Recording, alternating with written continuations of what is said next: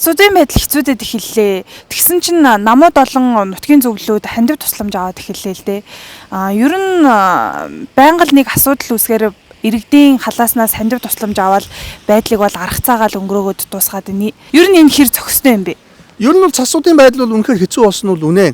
Энэ дээр бол хандивар асуудлыг шийдэх биш, төр засаг дөрвтэй арга хэмжээ авч асуудлыг шийдэх ёстой. Өнөөдөр мэдээ үзэхэд ингээд засуудынтай тэмцэхэд бол засгийн газраас 6 бүлэг гаргалаа, сайдуудаар ахлуулаад явуулаа, өвс тижэл одоо тарааж яана гэл нөгөө сайдууд нь одоо өөрөөсөө юм өгцсөн юм шиг, өөрийнхөө мөнгөөр явж байгаа юм шиг, өөрийнхөө унаа суудсан юм шиг өөрсдийнхөө зургийг ахуулаад үүнийг нь дагаад нөгөө сонгуульд орилсон одоо гишүүд ичигчгүүд байгаа явж штэ. Гэтэл тэр өгч байгаа зүйл чинь ард түмэн бидний татвараар бий болсон зүйл байхгүй. Бид ард түмэндээ өгч байгаа юм. Тэгэхээр энэ цасуудтай чинь хүн хүч техник хэрэгслийг одоо дайчлал явах хэрэгтэй шүү дээ. Өнөөдөр үндсэн хуулинд байж байгаа шүү дээ. Үндсэн хуулийн 16 дугаар зүйлийн 3 дахь хэсэгт байж шүү дээ. Төрөл шаардлагатай тохиолдолд иргэн аж ахуйн нэгжийн одоо тээврийн хэрэгслийг одоо дайчлана гэдээ байж шүү дээ. Гэхдээ энэ зохицуулалтын хүрээнд одоо энэ олон аж ахуйн нэгжүүдийн ашиглахдаггүй байгаа тээврийн хэрэгслүүдийг дайшлах хэрэгтэй шүү дээ. Монгол улсын нийт нутаг дэвсгэрийн дийлэнхийн лицензээр өгсөн байгаа. Аймаг болгонд, сум болгонд хэд хэдэн уурхай байна шүү дээ. Өнөөдөр өвөл ашиглахдаггүй байгаа, явахгүй байгаа тэр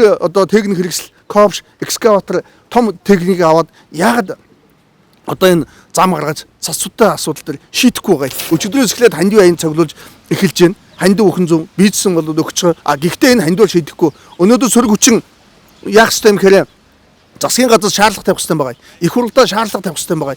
Их хурлыг ээлж тусаар нь хорогдуулах хэрэгтэй. Гэхдээ ийм л ажил хийх хэрэгтэй шүү дээ. Ингээд шийдэх хэрэгтэй шүү дээ. Гэхдээ тэгээд хувийн хэмжээг ингээд шууд дайчиж болд юм уу те? Болно шүү дээ. Үндсэн хуулинд заасан байж шүү дээ. Гэхдээ нэг хуулинд явуул да. Өшөө цаашлах юм бол үндсэн хуулинд одоо байгалийн гамшиг олон нийтийг хамарсан ноцтой асуудал болох юм бол онцгой байдал зарлаа гэж заасан байна шүү дээ. Онцгой байдлын тухай хуулинд бас л үргэлжлүүлээ заасан байна шүү дээ. Хүнс тэжээл тээврийн хэрэгслийг дайчлана гэж заасан байж байгаа үстэй. Тэгвэл 2008 он та бүхэн санаж байгаа бол сонгуул бүлээнцүүлсэн гэдэг асуудлаар иргэд жигсаалыгээд 5 хүн асуураад нэг байшин шатсны төлөө онц байдал зарлж исэн мэт. Тэгвэл энэ онц байдлаа одоо зарлаа л да. Энд чинь Монгол улсын нийт хүн амын тал нь хөдөө юм шүү дээ. Сая 7800 2 сая хүн хөдөө амьдарч шүү дээ. Тэгээ Монгол улсын нийт нутаг дэвсгэр бүхэлдээ засан бүрхүүлтэй болцсон байж шүү дээ. Өнөөдөр 5 байтугай хүн асуурсан байгаа шүү дээ. Хөлдөж өгч जैन, осгож өгч जैन, алга болж जैन. Энэ бүхнийг мэдээлэхгүй ярихгүй шүү дээ. Тэгээд 5 хүн улсын сонгуультай холбоотой болохоор онц байдал зарладаг. Тэрнээсээ болоод олон хувцас хэрнээ ялагдсан намаа урьж засгийн газар байгуулдаг ийм байж саарахгүй сте.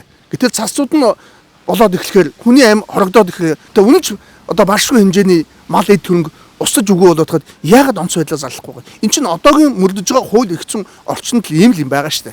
Тэр битгийл одоо мөрдөж байгаа одоо замын хөдөлгөөний дүрмэн чинь бас байж л байгаа штэ. Тэгэхээр энэ хууль эрхцэн орчноо ашиглаад энэ асуудлыг бодлогын хэмжээнд шийдэх ёстой болохоос биш засгийн газрын нөөц хөрөнгөөс тэжээл өвс аваад түүнийгээ хувьяасаа өгж байгаа юм шиг энэ тэнд очиж тарааж өгөхийг хэлэхгүй. Тийм учраас одоо улсын их хурлын ээлж тус чуулганыг зарлаа хурдуулах хэрэгтэй.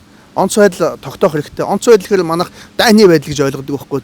Нөгөө сонгуулийн үед болсон онц байдал шиг нөгөө танк гаргаж талбайд тавих ойлгодог үгүй шүү дээ. Ард түмнийхээ одоо юу гэдэг юм байгалийн давгцгүй хүчин зүйл шийдэж болохгүй ийм хүнд нөхцөл байдал тэгэл улс орныг бэлэн байдалд байлгаж байгаа асуудал шүү дээ. Тэгээ энэ онц байдал зарласнараа энэ олон одоо хүнс тэжээлийн нөөцүүдийг тээврийн хэрэгслийн нөөцийг ашиглах боломж нь бүрдэж байгаа байхгүй. Үгүй тэгээд энэ улсын хурлын гишүүд, сайд дарга нар нь том жип унаал энэ тэрүүгээр яваалах юм.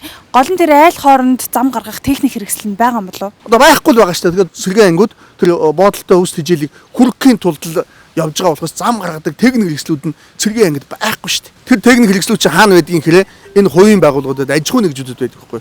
Хувийн байгууллага аж ахуйн нэгжүүдийн тэр техник хэрэгслийг өнөөдөр одоо байгаа үндсэн хууль заасныгаа дагуу төрн шийдвэрээ гаргаад дайшлаад тэгээд хөлсийн нөгөөд явуулах ийм л ихсэн зохицуултаа шүү дээ. Өнөөдөр ийм засгийн газрын тогтоол гарсан юм гараагүй. Энэ талаар намууд болон бусад улсууд шаардлага тавьж гэнэ үү? Тавихгүй. Зүгээр хандив цуглуулж бусад таалагдах гэж тоглож шүү дээ. Тэр битгээл зарим байгууллага нь бодвол дарга зэрэг сайд нь үүрэг өгсөн байгаа биз. 20 бодол өвс 2 шуудаа хэвг одоо өгч гэнэ. Уул нь өгч байгаа улсууд сайхан сэтгэлийн. Гэхдээ нэг хотон тусан 2 шуудаа хэвг 20 бодол өвсөөр нэг айлын нэг хотны асуудал шийдэх үү? Шийдэхгүй шүү. Тэрний оронд зам талбайг нь гаргаагаад утас сүлжээг нь холбож өгөх юм бол иргэд өөрсдөө өөрсдийнхөө төлөө явна. Цасуудны байдлыг ашиглаад оноо авах гэж шоу хийж байгаа л хамгийн муухай байхгүй юу? Тийм л хоншортой юм бол хувийнхаа машинаар хувийнхаа бензин тусыг гаргаад тэгээд эсвэл тэр нөгөө хайртай дуртай аймгийнхаа сум тосгонд ковш гаргаад зам гаргаад түрээд өгөх хэрэгтэй шүү дээ. Тэгж байгаа өнөөдөр улсын их хурлын гишүүн байна уу? Байхгүй шүү дээ. Тийм сайд байна уу? Байхгүй шүү дээ. Харин ч эсрэгээр засгийн газрын нөөц сунгаас гаргасан өвс төжөөлийг тараах буюу татвар төлөгчдийн мөнгөөр өгч байгаа хандийг аймагт очиж тараахад хажууд нь ичихгүй очиж зураг авахуулаад тэгснэ цэцэрлэгээр орж зураг авахуулаад цэцэрлэгийн ажлаас шалгаад 10 жилийн сургуулийн ажлыг шалгаад явж идэг ийм л зүйл байгаа байхгүй. Энэ л хамгийн муухай байхгүй. За ярилцлага өгсөнд баярлалаа. Зөвхөн